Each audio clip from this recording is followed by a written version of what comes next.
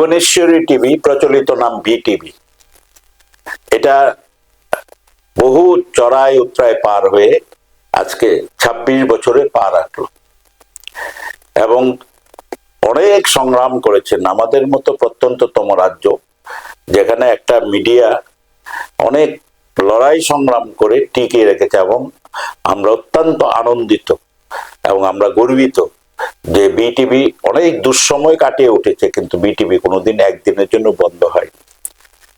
এবং এই বিটিভির যিনি মালিক মহোদয়া, উনিও অনেক সংগ্রামের মধ্য দিয়ে বিটিভি টিকিয়ে রেখেছেন।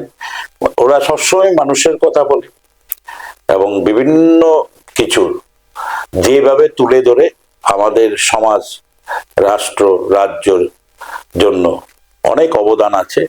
আমি আজকে ওদের ২৬ বছর পূর্তিতে আমার হৃদয়ের অন্তঃস্থল থেকে এই ভুবনেশ্বরী টিভি, প্রচলিত নাম বিটিভি, এই বিটিভিকে আমি আমার সশ্রদ্ধ নমস্কার এবং তাদের প্রতি ধন্যবাদ জানাচ্ছি।